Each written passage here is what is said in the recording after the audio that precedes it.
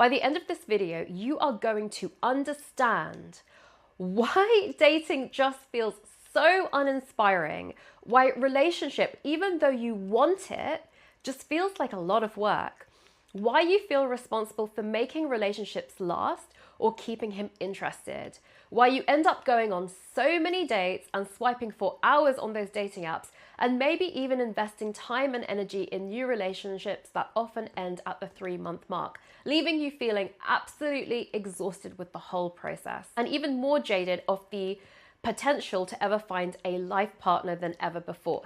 Beautiful woman, the real reason you feel so exhausted with dating is all the fear, responsibility, and pressure you're carrying around to either find a relationship or to make it last. It might feel like you're tired of men, but underneath that, you're also tired of the emotional weight you have to carry. And where does this self-imposed responsibility come from? It comes from having had to take an adult role in childhood. You see, when you come from a well-meaning family that loved you the only way they knew how, but maybe weren't so great at carrying their own responsibilities in the connection.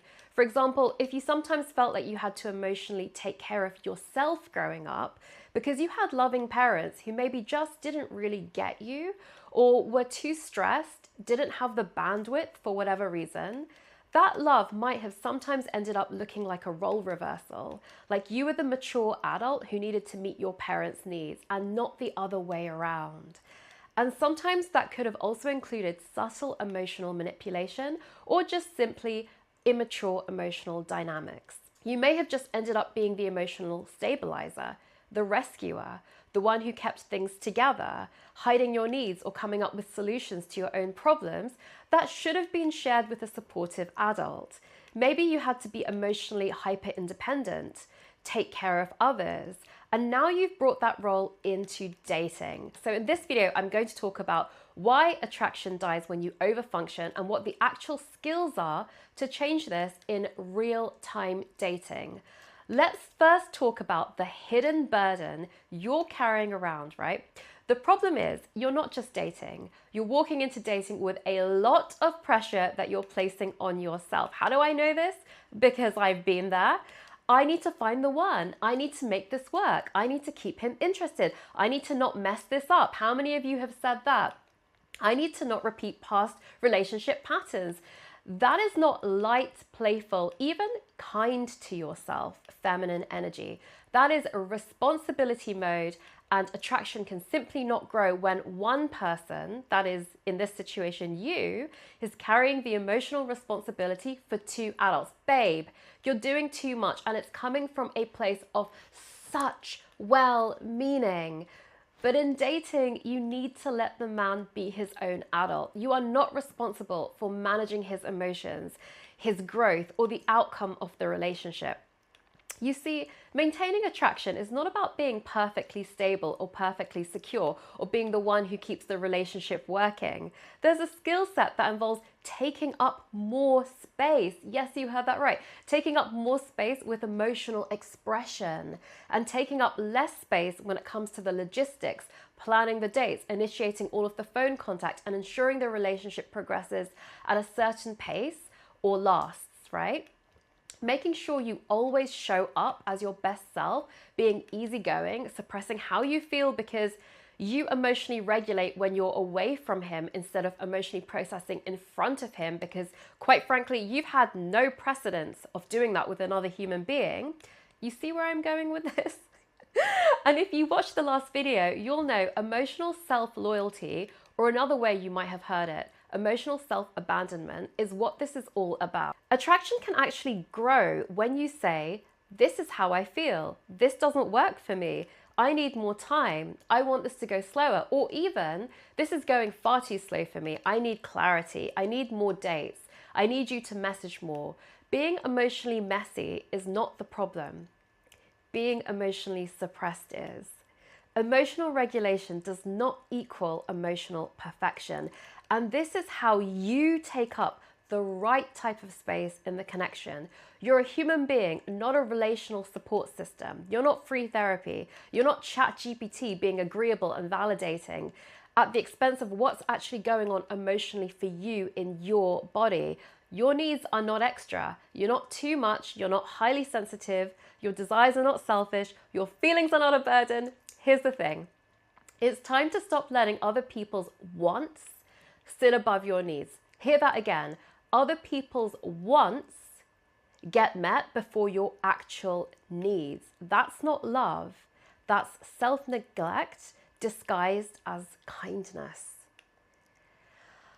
I know you think you're being considerate, but if you always end up feeling like you're losing yourself in connection, which is what this playlist is all about, then what it actually is total and utter self-neglect. And you don't deserve that. So please stop doing that to yourself. And if you recognize yourself in this, then this is where change can actually happen, right? Not just in your mindset, but in your actual real life behavior on the actual date, in real time. So many things have to happen in the moment. And sometimes when we're doing it in real life and we're getting triggered and we're confused and we're not sure what's going on and we're like, oh my God, I'm too much. This guy has said something, it's really annoyed me, and now I shouldn't say it because then the connection's going to break. It's really hard to spot the moment in real time when that change needs to happen because you're in it, right? But that's where the power changes happen. So let's talk about what that could actually look like in actual dating. So first up, it's about noticing that familiar feeling. It starts with the feeling. You know what I'm talking about, but sometimes when you're in real life and you're actually in the momentum of the date or the relationship, you're so used to like numbing yourself from your feeling that you kind of just drive on through it. You're like, something feels really off in my body, but you don't even say that to yourself. You just drive on through it and carry on the day. Then you go home, you shut the door, and you think, hang on, why do I feel numb? Why do I feel a bit dissociated? Why do I feel like I'm in a freeze?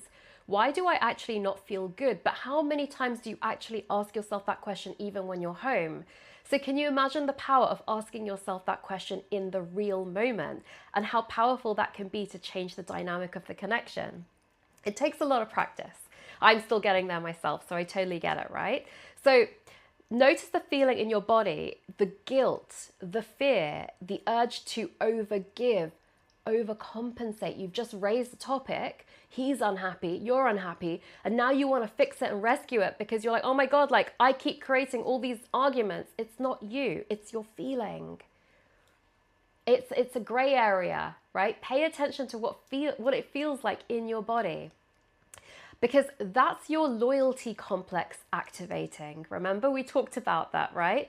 So again, watch video 3 in this playlist to understand what that really is in more detail. But ultimately, it's the behaviors and the things that you do that put you in a relationship dynamic that is basically going to inevitably drain you over time. And so your first sign is the feeling or feelings that drive your overgiving behaviors in dating in the first place.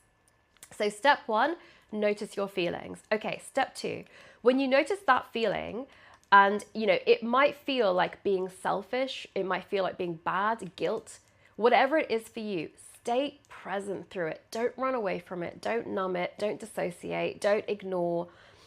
Stay present through it. It's going to feel super uncomfortable. And if you're not used to it, and even if you are, it's still going to be uncomfortable, right? So whatever you give this feeling, whatever name you give this feeling, just stick with it for a sec, okay? It doesn't mean that you're doing something wrong. When you feel that feeling, it actually means you're doing something new. Because you see, when you express a boundary, or when you say, actually, I really don't like that and I don't have the solution, and you risk the connection breaking, it's going to feel really scary and bad because you're so used to being the problem solver, fixing the connection, stepping in when there's space, right? And it's going to feel bad in your body, but you're actually doing something new that's better for you because you're breaking a pattern. Even though this behavior change actually benefits you, it can also feel bad to you because what you're doing now is you're taking up space. You're saying, well, actually, this is what I need in a partner. This actually doesn't feel good. Is there a solution you can come up with? Are you able to meet this need or not? Because you're okay with walking away. It can feel bad to you. And it can also feel really hard to stay present in that. It's such an icky feeling. You might feel an urge to overgive or overcompensate in order to make that feeling go away, especially, and this is for you ladies, if your moral compass is wired, and I haven't used the word moral compass accidentally, right? Because this feels like morality to you. It feels like being a good or a bad person. So especially if your moral compass is wired to serve others over yourself and meet their needs at the cost of abandoning yourself, basically, your own needs, yourself. Okay, so let's go over those steps. Step 1, feel the feeling. Step 2, stick with it. Stay in the feeling. Okay, step 3, express your need anyway, right? It's gonna feel bad. You're like, I've just noticed something and it feels off. I'm gonna say what I'm feeling. I'm actually gonna say what I'm feeling in a regulated way. And that's the difference. You're not losing your temper. You're not shouting at him. You're not getting triggered. You're calming yourself and you're like, and now I'm gonna actually say what I feel.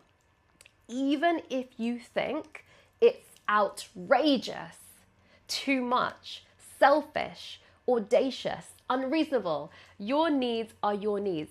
You genuinely need that thing to keep yourself feeling happy and emotionally regulated in the connection. You need it. You know that. So say it, express it, and renegotiate what the thing you need is and isn't being met, instead of simply just enduring it and suffering in silence, right?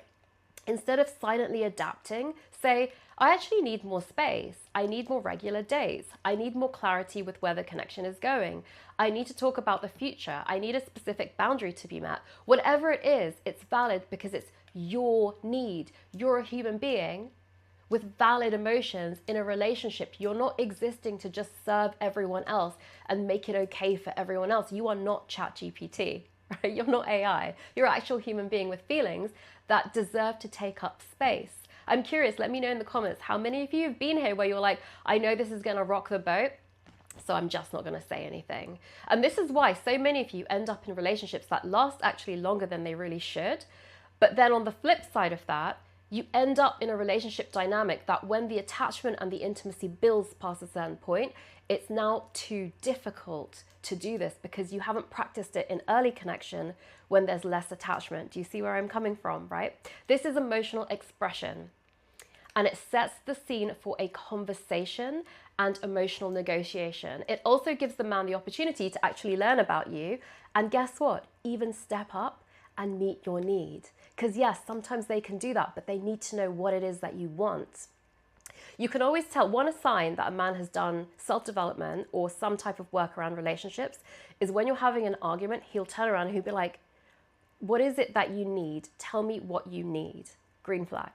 This is what creates an emotionally mature adult connection. You express your needs, the other person is able to meet your needs, right?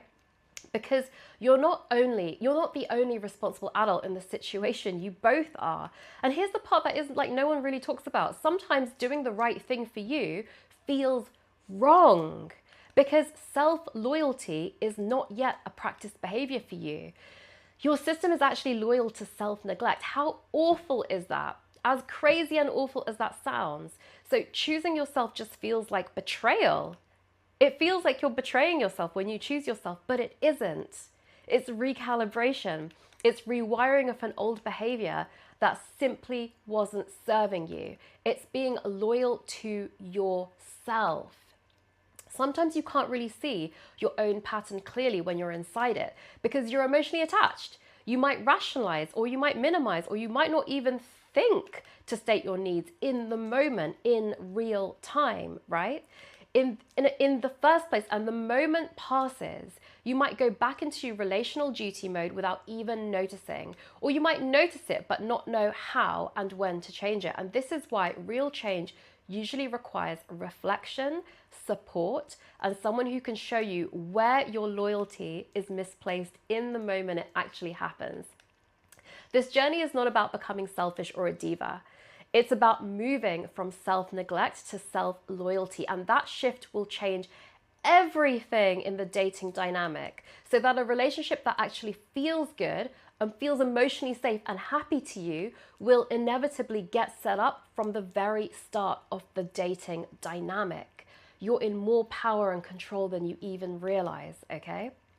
So ultimately, love doesn't break when you choose yourself. It actually stabilizes, because love that requires you to completely disappear was never right for you in the first place. If you recognize that you self-abandon in dating and end up in relationships where you just feel drained, overwhelmed, ignored, too much, too intense, not enough, and in all of that you lose your sense of stability, feel like a crazy overreactive person, that you lose yourself in relationship. And if you're tired, if you're exhausted of repeating the same emotional pattern time after time, and you're ready to learn how to change this in real time rather than just understand it intellectually, that's the work I do with women every single day, because insight is the beginning, but behavior change is what creates a different relationship outcome. And you don't have to figure that out alone. With lots of love.